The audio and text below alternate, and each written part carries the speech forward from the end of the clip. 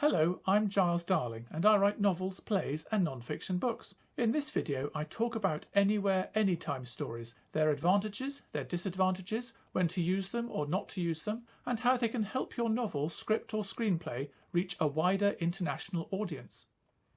Let's start by defining what an anywhere, anytime story is. Basically, it's a story that is not set in any particular location or country or any particular time period.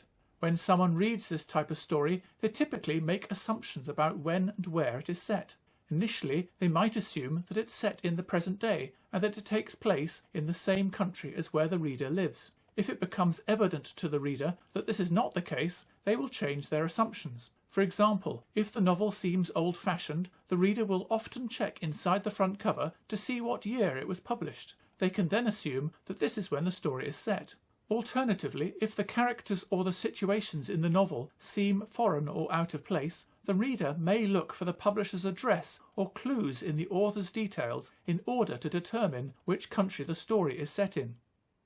In the past, before the internet was invented, an author, particularly if starting out, could assume that their novel would be published domestically only, typically in the country where the author lived. Therefore, the author could make assumptions about their readers' knowledge, experiences, beliefs, culture, and language. So when writing a new story, the author could set it in their own country without confusing or alienating anyone. Nowadays, however, with the advent of publishing websites like Amazon, it's easier than ever before for an author to make their story available to a global audience. Therefore, an author can no longer make assumptions like before about potential readers.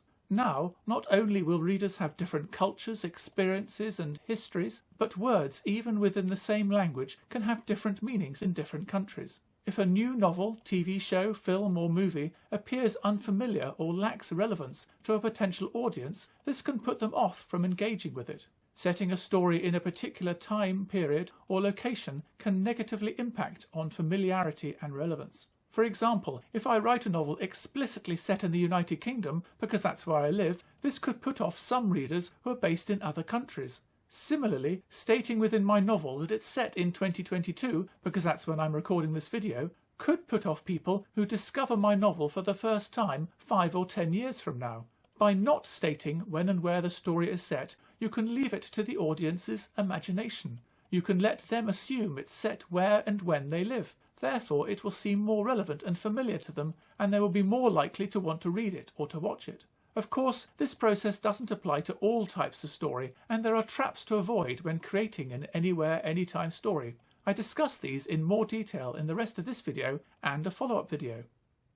Creating an anywhere, anytime story won't be suitable for all types of novels, scripts or screenplays. Examples include science fiction stories, particularly if set in the future or on another planet, or historical dramas that focus on past turmoil or challenges. These stories usually need to state when and where they're set in order to avoid confusing the reader or viewer. However, you don't have to reveal this information straight away at the start of the story. Creating some initial confusion or uncertainty by delaying when the story setting is revealed can hook your audience's interest. For example, if the story starts with something unexpected, such as two suns in the sky or a character hunting woolly mammoths, the audience will want to find out more. But don't delay revealing for too long, because too much confusion could put some people off or leave them feeling cheated, especially if the time and place are never revealed at all. This doesn't mean that the location and/or time period have to be stated explicitly. They could be conveyed by dialogue, description and action instead. Can you think of other story types beyond science fiction and historical dramas which are not suited to be anywhere, anytime stories? Please leave your suggestions in this video's comments. When creating an anywhere, anytime story, you need to avoid words, actions and technology that can tie your novel to a particular place or a particular time period. Indeed, within the English-speaking world, the same object can have a different word or name to describe it in different countries. The same applies for some jobs or professions. Many websites, books and YouTube videos exist that list and compare these words. Different versions of English include British English, American English, Antipodean English, African English and Asian English. Therefore, try to avoid using a word or term, for example in character dialogue, that only one or two countries use, or a word or term that has different meanings in different countries. Beyond the English-speaking world, different countries will have different cultures, belief systems and expectations. This affects aspects of daily life, such as when people get up, eat their meals, go to work and go to bed. Some countries will be more religious than others. People in some countries will be more self-reliant, maybe turning to friends or family for help, while others will rely more on charity or state assistance in times of hardship. This will all affect how they behave in certain situations. Therefore, try to avoid character actions that would only occur in a few countries. I give some examples of different words, cultures and behaviours in the follow-up video. Finally, in this section, try to avoid technology in your story that will date quickly. This is difficult, of course, because it's almost impossible to predict correctly how technology will evolve in the coming years. Therefore, it's often best to be vague when involving technology in your story rather than going into too much detail. For example, don't show your character flipping open their phone. Who does that anymore? Just have them answering their phone. There is a risk that your novel, script or screenplay could sound inauthentic as you try to create an anywhere, anytime story. To avoid this, it's better to stick with the language that you know best. For me, that's British English. If I were to try to write in a different version of English, for example American English, my story would soon sound inauthentic.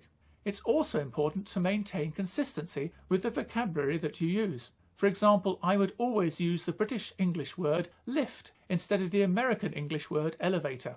Randomly switching between these two words through my novel could unnecessarily confuse people. Although, as discussed in the follow-up video, I would probably change the character's actions to avoid using either word. Maybe the story's character takes the stairs instead. The attempt to avoid any links to a particular time or place also risks creating a bland or dull story because it lacks action, distinct dialogue, or detailed descriptions. However, the choices and challenges that people face are often the same all over the world. For example, love, ambition, deceit, jealousy, or revenge. A story that concentrates on how a character acts and reacts to these choices and challenges, no matter where or when it's set, can still interest and resonate with an international audience. Therefore, it can avoid seeming bland or dull. Thank you for watching this video. To see me talk more about anywhere, anytime stories, including examples of words, actions, and cultural differences to avoid, please watch my follow-up video. Please also check out the rest of my YouTube channel, especially where I discuss the various books that I've written. I hope my channel encourages you to buy my books and to read them, if you haven't already done so. Finally, please feel free to leave comments below and to like and subscribe this video on my YouTube channel. Cheerio for now.